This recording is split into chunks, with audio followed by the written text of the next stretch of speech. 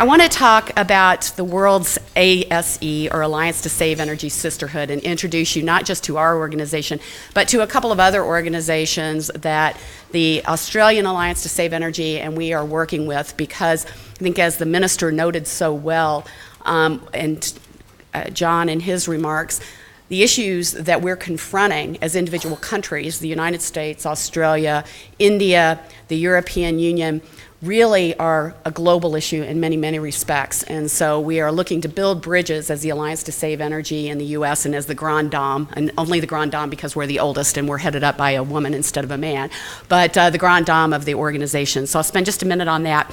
And then the title that the organizers gave me was Building the EE Power Plant, our greatest untapped resource. And so I want to spend a little bit of time talking to you about how we've built that power plant to where it is today in the United States, and then move very quickly into a vision for what we can do in the future. And that requires us talking, as the minister did, about policy. She mentioned that there are two underpinnings for really unleashing the power of energy efficiency. She mentioned technology, she mentioned policy. I'm going to talk from the U.S. perspective on the policy side and not the technology. We have a new vision at the Alliance to Save Energy that we just rolled out a couple of weeks ago on how we get to those future energy efficiency power plants, and that's where I really want to spend my time today. We rolled that out in February, and it really is going to serve as the agenda for our organization over the next couple of years, but we hope, more importantly, the agenda for all levels of government in the U.S., and maybe serve as a model that folks like you all in Australia may look to and find some ideas that could be applicable for what you're trying to do in your country. And then I'm going to talk about a little bit about what the world in the United States would look like if we took the challenge that the Alliance has laid forward through Energy 2030. And I'll cut to the chase on that so you don't build up too much suspense. What we've done is put together a set of recommendations for governments at all levels and for the business community that we believe, taken in the whole, will allow us to double energy productivity in the U.S. between now and 2030. And I didn't say drive energy efficiency or double energy efficiency. I said double energy productivity. And I want you to keep that in mind as I go forward, because the challenges that we're facing in the U.S., and my guess is perhaps from what Minister Parker said you have here as well, we have to find new ways to talk about energy efficiency and engage the community, whether it's opinion leaders or whether it's consumers or whether it's policymakers, in a discussion that's relevant to them. And in the United States, that means we've got to look at our economy and at global competitiveness and look through that lens if we're going to engage people in the work that we need to do on energy efficiency.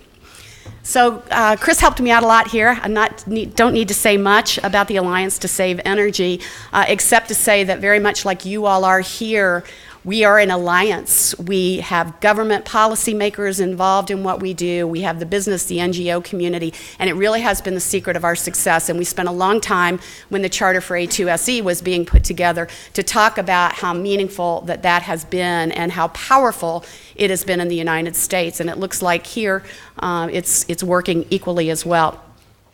These folks won't mean a lot to you, but I did want to mention that we work directly at the Alliance to Save Energy with policymakers, and this is very important for us.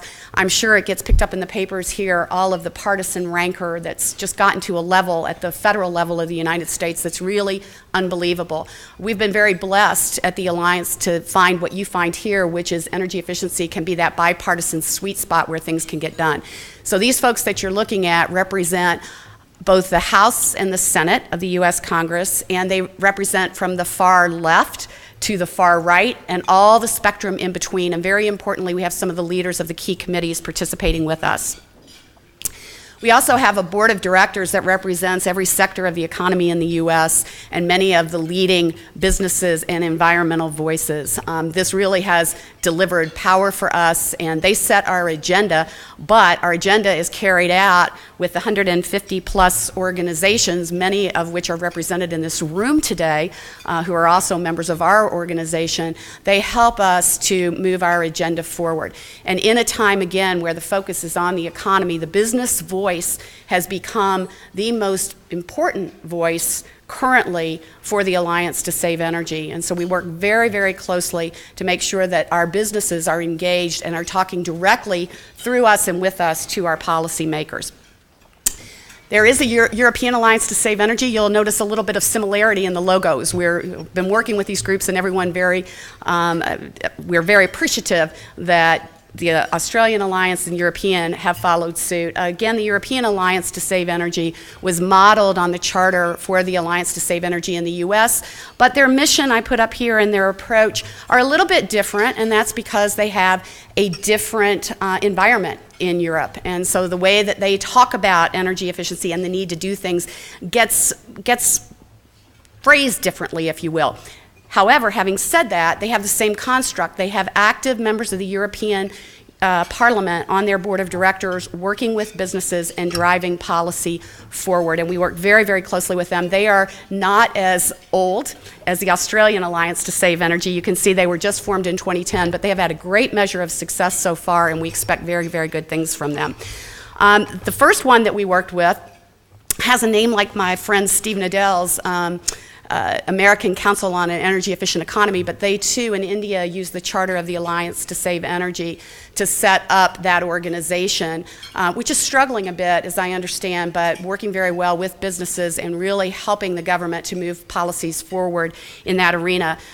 We not only helped to charter the group, but served as a secretariat to get it up and running for the first couple of years. They were formed, as it says here, in 2008, so they just are a little bit older than the Australian Alliance to Save Energy. So what have we done in the United States? This isn't done just by the Alliance to Save Energy, but by policymakers everywhere, by technology innovation. If you look at the top line, what you'll see is the energy conservation line, the green line right here. This is how much energy we have offset through innovation in technology, through building energy codes, through appliance standards, through vehicle fuel economy standards in the US. And you can see that it represents over 50 quads of energy, which is more than half of what we use today. The rest below are what make up the mix of energy generation in the United States. So when you talk about an energy efficiency power plant, we talk about a quiet history of huge success, and energy efficiency being the most important, the biggest resource that we have in the United States. But it takes a lot to get that resource, and I mentioned earlier, I mentioned in the last slide, that to get to where we are today in the United States, we see a virtuous cycle, if you will, of policies that need to be put in place. You need RD&D to keep new technology in the pipeline and coming forward. Once that technology is developed, you need incentives to help it take hold in the marketplace. You need education and outreach. Our probably shining premier example of that in the United States is our Energy Star labeling program to achieve market penetration. Once you have that product out in the market, in widespread enough use, you can lock in the savings through codes, building energy codes, and through appliance standards. And finally, and very importantly, government leadership. In the US, the federal government is the largest single energy user in the country. And they also have very, very deep pockets. Not as deep as they used to be, but they're still deep. And they can really do a lot of market transformation through leading by example and being at the forefront of driving energy efficiency through their own facilities and fleets. I put this up, it's a lot to read, but the energy efficiency has enjoyed really a renaissance. There wasn't much that happened from the 70s up through the mid-2000s and into now. Energy was cheap, it was abundant. People weren't working at it as a nation. They were working very specifically, and I'm sure Steve Nadell will talk a lot about this, in some key states, which helped us to make progress. But at the national level, not a lot was being done. 2005 was the first major energy efficiency bill that we had in several decades. 2007, the largest energy efficiency bill that the United States has ever put into place. It included light bulb standards, which I know you all have put in place here in Australia, and also very significant increases in our fuel economy standards. It was projected by our friends at ACEEE to save about 7% in total energy consumption in the U.S. when it was fully in effect. 2009 is the largest investment that we've ever made in the United States through our economic stimulus bill. $26 billion was put directly for energy efficiency activities, with about $80 billion available for clean energy, smart grid, and energy efficiency work. And what was the result of that? These are projections by our Energy Information Administration. The top lines, the green dotted line and the purple dotted line, Green is what was projected for consumption. The purple, what was projected in the year 2000 by EIA for production. What you can see here is what's actually happened and where the projections are now as of 2010. Of course, we had an economic downturn, and that played a role, but we have been able to lock in savings through the 3 pieces of legislation that I've put forward there. But we can't rest on our laurels because we're not doing all that great when you take a look at the U.S. versus the world. This is a pretty busy chart, but this shows you energy productivity in some of the top nations around the world, and I would point you to, if I can get my pointer to work here, there it is. This red line and that little orange line right there, the red line is the United States and the orange line is Australia. We share a lot, and we share basically the 9th place in the world in terms of being energy productive. So there's a lot of work that we can do, we believe, and a lot that I know you all are focusing on as well to move us up that agenda. To put it in a better light, and a light that clearly is one that the folks in the United States want to look at, where can we make energy productivity gains? If we have business as usual, according to the McKinsey Global Institute, we're going to waste $1.2 trillion in the United States on energy costs that could be avoided simply by cost-effective investments in these areas. And this is across all sectors of our economy, as you can see. So we don't want to waste. We got a long way to go to be the most energy productive country in the world. What are we going to do about that? So the Alliance to Save Energy put together a commission on the national energy efficiency policy for the United States.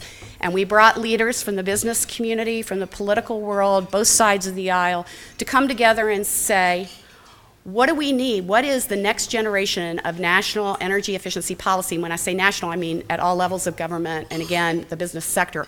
What is it that we need to do? What can we do that will make us more energy productive as an economy and allow us to unlock energy efficiency in a real way?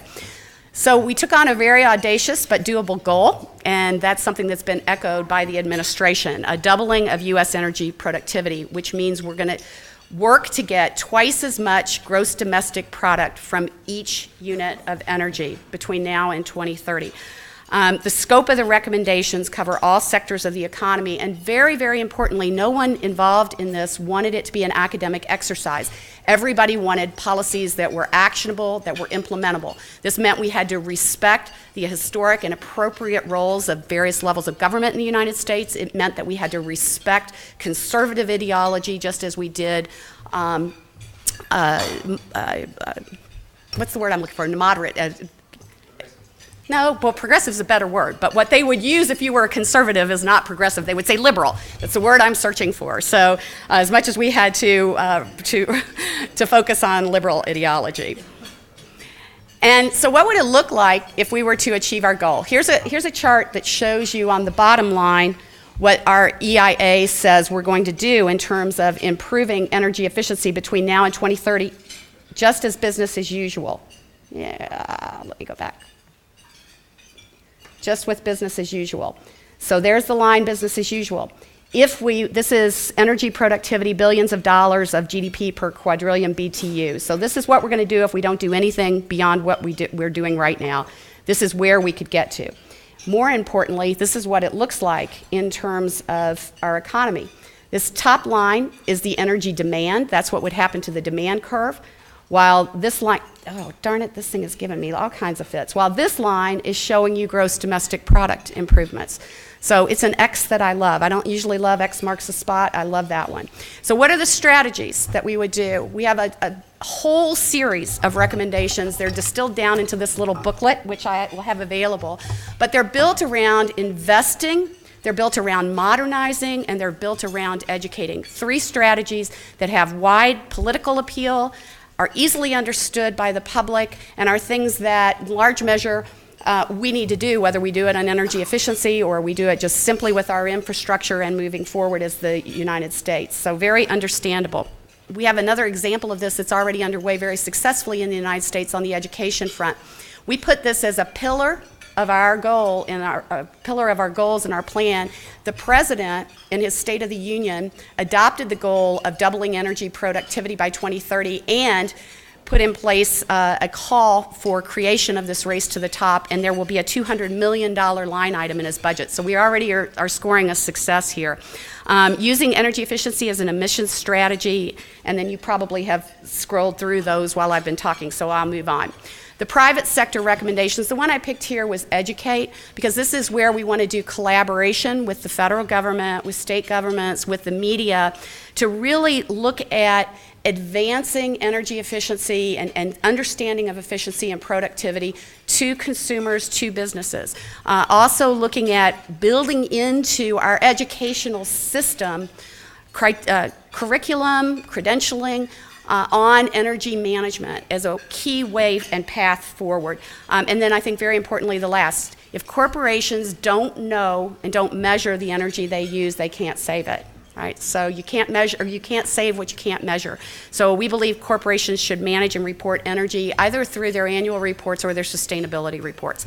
What would the world look like? Now it's time to turn to the crystal ball. We had independent economic analysis. This is not an advocate's analysis on what you get out of this in the United States. This is an independent economist speaking.